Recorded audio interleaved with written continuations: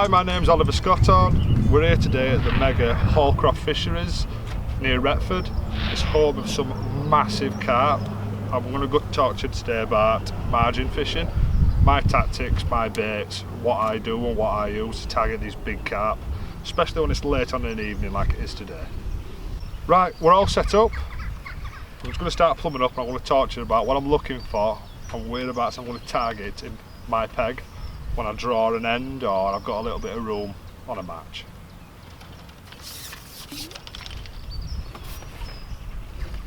One of the key things I always try to do when I'm targeting big carpous fish as far away from myself as I can.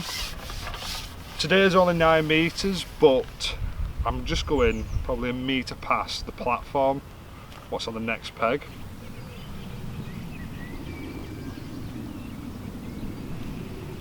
Once I've found a spot I'm happy with, which is just next to some rushes, it's quite flat. When I plumb my peg up, I always try to be a couple of inches over depth, so when I look at my float I want to be leaving that much of my body out, because when you've got like 2 worms on or 2 or 3 bits of corn on, you don't want your bristle to be sinking under, giving you any false bites. Right, my favourite tactic for fishing down the edge is fishing with ground bait, dead maggots and corn. So I want to show you what I mix up or how I mix it up, but I do a little bit of a twist on things. Over the last couple of years, the carp are beginning to wise up to the ground bait, so I like to add micro pellets as well as 4 mils in with it, and that seems to give them that a little bit of a confidence boost to sit in your peg and feed properly. First thing I do is I take out a pint of the Carpmaster Super Crush, which is just pure pellets, and then the Expander Gold, which obviously is expanders. The Expander Gold is a darker mix than the Super Crush, and I feel a darker mix is a lot better when you're putting a volume of bait down the edge, because they come into it and graze over it for a lot longer. Get my scissors.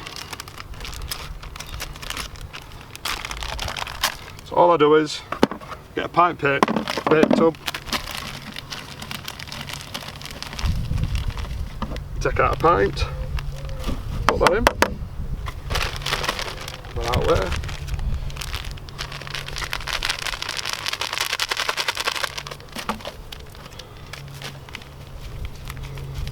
Same again with this. Take out 2 pints, but you can see already how much darker this mix is. That's 1.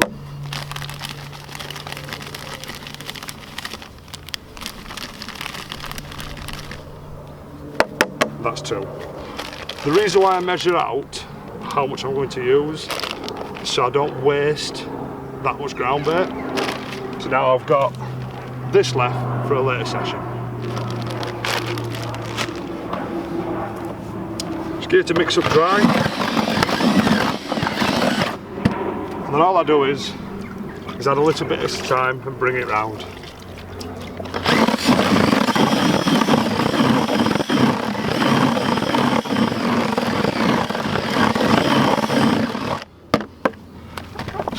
As you can see, after 1 pint you can still make a ball out of it, but I want it to be almost ruined, where it's on that point where it's just about to like clag up, because then it's really heavy, goes straight to the bottom and sits there. So what I'll do is add nearly another full pint of water into it.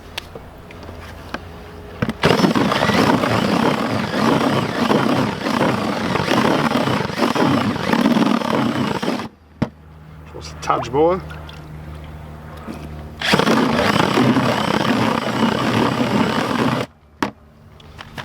You can see now it's all claggy, a little bit horrible really, but if you leave this to rest now for 10-15 minutes it should come round to be perfect. The next thing I do is I take out 2 pints of Fisheries 2 mil pellets. That's one. Two.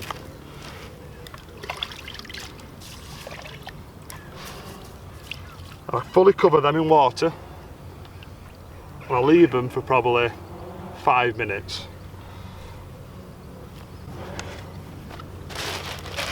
Same again with the 4 mils, but this time we only have 1 pint of 4 mils.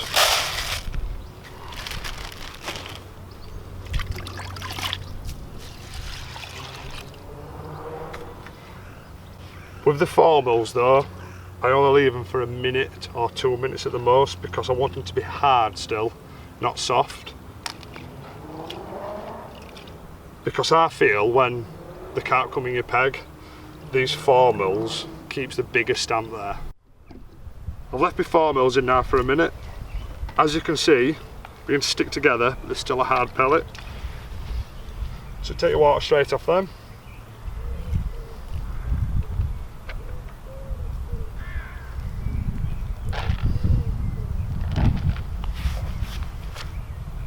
Fishery micro pellets I've had a little bit longer. Now you can see they're already starting to go to a proper like gooey mess almost, but that's what I want. So take your water off these as well.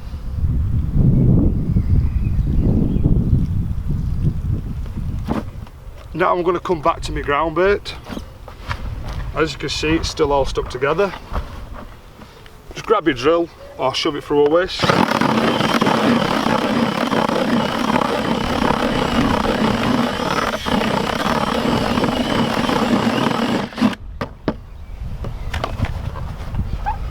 As you can see now, it's still very claggy, but very heavy.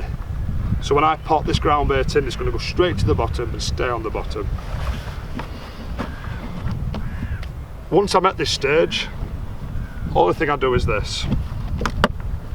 Chuck my 3 pints of micros and 4 mils into my ground bait, grab my drill again,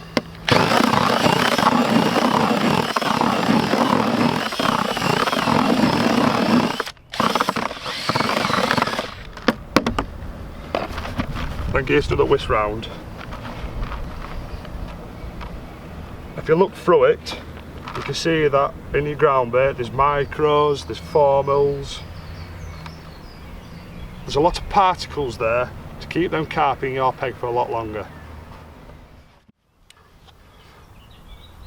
When I'm margin fishing, I always like to have dead maggots with me. Now as you can see, there's a lot of red and white maggots. Now for me, white maggots hold the bigger carp in your peg for a lot longer. Another key bait I like to use when I'm fishing down the margins is corn. Because it's a heavy bait, it stays in the area where you put it in. Now with this carp coming in your peg and start wafting your ground bait and your dead maggots around, they might move in an area, whereas your corn will just sit there. Meaning, when you put your up bait in, you're always in the target spot. I just use Vanderdyne corn, it's nice, it's bright. It's also got a variance of sizes, which helps keep this carp in your peg. So you've got a couple of big bits to put on hook, and then you've also got some smaller bits in so they can get like grubbing around. So these will always be on my side tray when I'm fishing down the edge. The best margin bait you'll ever get is worms. Now, when you're putting a volume of bait in, having a large target bait is a key. Now, 2 big dendrobinas is perfect for it. All I do is buy a kilo of worms or half a kilo of worms. I just take out a few, just so to last me the match.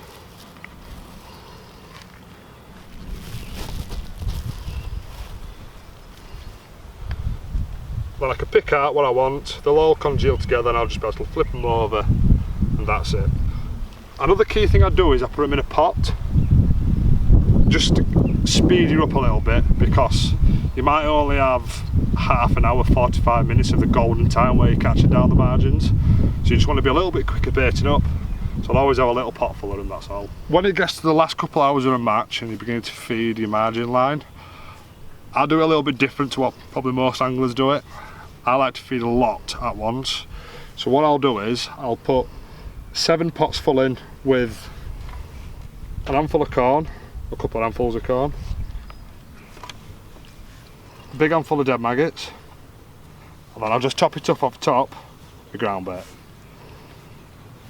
Like this. Now I'll put 7 of these in, and then I'll put another 7 in with just ground bait. Now I put my bait in first on purpose because I want the ground bait to cover over the particles, because when the carp come in your peg I want them to get in and dig around for it and stay in your peg feeding. Now I want to put some bait in because I'm getting a bit excited, I want to catch some fish.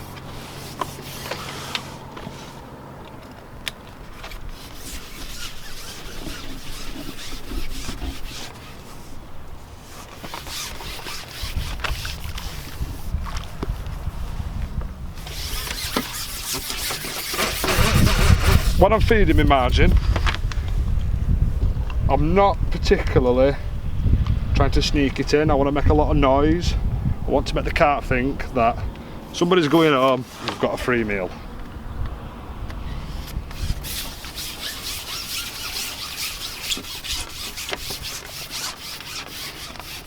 So dropping my paw pot hot water doesn't bother me at all. Dropping my bait in from a night, anything really, to signal to the carp that they've got a free meal. We've all fished matches in past where we haven't caught out, and then we're 40 minutes left, we throw all this bait in, so we're packing up with bunk on. Next thing you know, there's 100 pounds of carp all around your keep nets because you've thrown all your bait in at the right time and they know it's feeding time. When you're fishing down the edge for big carp, it's all about no nonsense kit. So I've got a standard Drennan top kit, one of the ghost tip kits, so a 18 to 20 red Drennan bungee with a Dacron connector. Dead simple, I have 023 Suplex mainline to a brand new AS9 float. Now the key thing about this is I use a 0.4 float, even in 2.5 foot of water. You need a heavier float to keep your bait stable. 3 rubbers on it to keep your float in place. I always have a little marker as well, just in case I have any issues or I come off a fish or I feel like something's gone weird in my peg, I might be laid on, I might be come off bottom, so I can keep referring back to that mark. Straight down to a blocker number 8, to a 6-inch up length of 019 Slupex fluorocarbon, to a size 12 Guru Extra Strong. I'm a big fan of up lengths when it comes to fishing down the edge, because if I have one what breaks me, or I have a problem, or my hook goes blunt, I can change. If you're going direct, you can't change. I've got 3 kits out today, 1 cupping kit and 2 elasticated kits with the exact same rigs on, just in case I have a problem like a tangle up or something. So I've fed my peg. It's probably been 15 minutes since I gave that initial feed in. I can already see some signs of fish there, they're swirling, there's a bit of movement on the water. My go-to bait is 2 worms. Now the other thing I do is I pick out 2 rather large worms. Find one, there we go. I grab one, I'll show you this, I thread it through top of its head. Then I grab another one and try and do exactly the same. All the thing this does is just help them stay on the hook. Give them a squeeze as well, which hopefully kills them a little, stuns them a bit. And slap it over twice.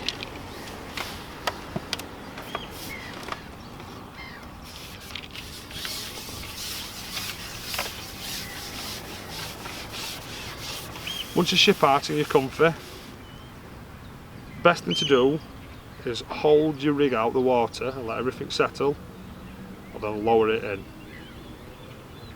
The reason why I say lower it in is because you don't want to go on the top of one's back. Just missed a bite then straight away.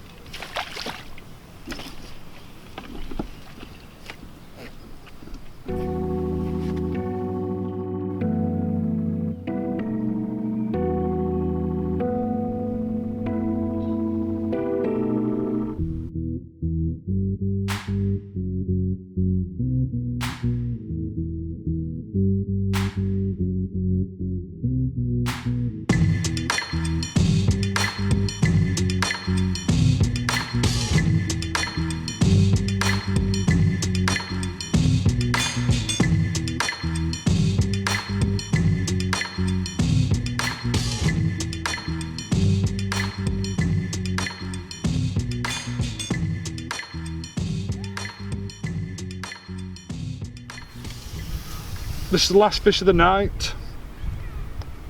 We've had a lovely couple of hours fishing ground bait, dead maggots, micras and corn down the edge. Probably had between 10 and 12 quality carp up to £10.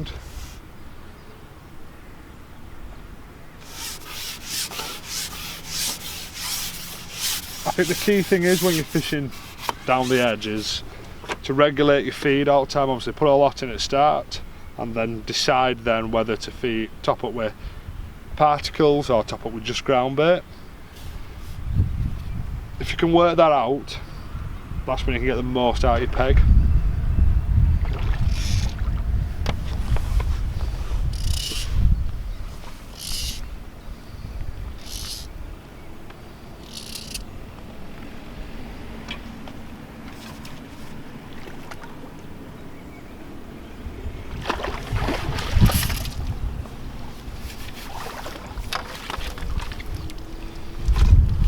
Another quality Hallcroft carp. If you follow some of these tactics that I've shown you tonight, hopefully you'll get the most out of your peg.